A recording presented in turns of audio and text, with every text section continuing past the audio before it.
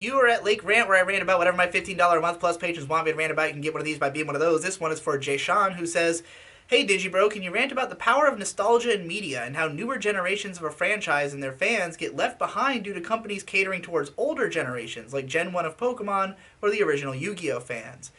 This is an interesting request because I feel the opposite of it.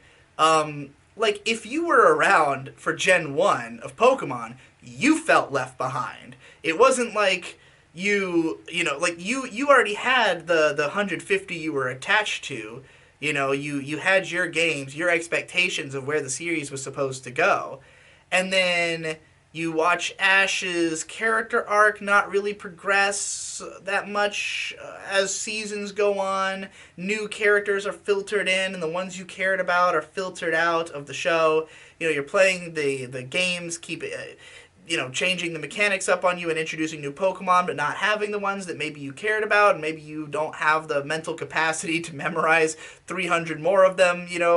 Like, I think that if you were around when those tides were changing, you would have been like. I mean, I was a big fan of the original Yu-Gi-Oh. I think Yu-Gi-Oh GX sucks balls, and like I was never going to be interested in it again after that. Which I haven't even seen any catering to original Yu-Gi-Oh fans. I don't know where that happens. I don't know if they're maybe in the video games or something. I have no idea. But like, it seems like every time a new Yu-Gi-Oh comes out, it's pretty much all in on that Yu-Gi-Oh. At least from the distance I'm viewing it at. But with Pokemon, Gen 1 has come back in a big way, and it's because it's extremely fucking profitable. And it's, yes, nostalgia has a lot to do with it. But I also think it's just kind of, those people had, the reason they lost interest is because the new stuff wasn't doing anything for them, or they just weren't interested in it. And like, when you bring back all the old faces, all the stuff that you loved before, you're like, oh shit, it's for me again. Like, this is the stuff I remember. This is what I grew up with. I'm glad. So it's hard for me to feel sympathy for the newer fans because the older stuff still exists. And if you got into Pokemon through, let's say, Diamond and Pearl, I can respect why you enjoy Diamond and Pearl, especially if it was your first one. If like your nostalgic memories are tied to that, you played those games first, you watched that anime first, you really love it.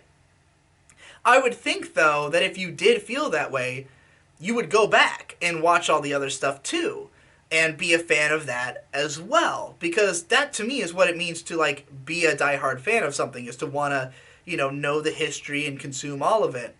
And I would think in doing so, you would probably come to realize that the older ones were better. Now I'm just being a dick, but like my point is that from my perspective, it's like, wow, Pokemon is getting back to its roots when I was interested and when it was good. I still like the newer shit though. Like, I've returned to being a Pokemon fan in such a way that I am interested in the years that I, wasn't as interested when they were happening, and the generations I sort of missed out on. But like, I guess I could see why, if you grew up with Diamond and Pearl and you would want those Pokemon to still be around, you'd want it to still like cater to you on some level, but you're also part of a minority group. Like, it's not really in the best interest of the companies to cater to that generation because it was so much smaller. It was a generation that didn't get as much attention because it wasn't as much of a cultural phenomenon, because it didn't innovate in ways that kept people interested. Pokemon was seen as repeating itself. It's just, oh, Ash has another new partner. He started his journey again. Pikachu, for some reason, still loses to fucking weak-ass enemies, even though he's, should be insanely powerful. Ash still hasn't won the Pokemon League. You get to the games, and I don't like the like insane amount of legendaries in Gen 4. I don't know if the gameplay evolved enough over time to make people think it wasn't just the same game, essentially. Then you get to Pokemon Go, and this is a total reinvention of what it is. And whether you think it's good or bad, I mean, I certainly don't like it as much as the new games, but it is a huge innovation. It takes it and makes something completely new that would get people interested newly again.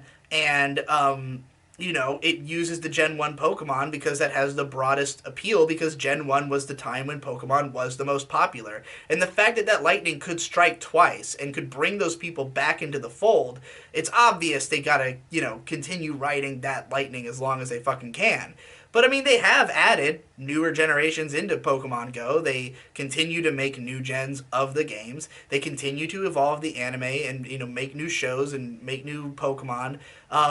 You could say that Gen 1 has more like cachet than the other generations and that it keeps coming back, whereas some of those don't. But it's not like Nintendo isn't still making new gens.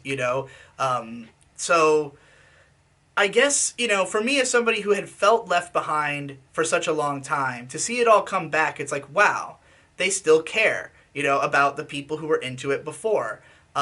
Maybe people in Gen 3 or Gen 4 don't feel that way. They feel like, wow, they don't still care about the people from this gen. And why should they? There's not enough of you to make them enough money. So it's like, it is cynical and at the end of the day. But, if you really want them to make more fucking Diamond and Pearl, you gotta fucking make a to-do about it. Make them believe that people care, because it didn't happen at the time, I guess. Anyway, I'm rambling.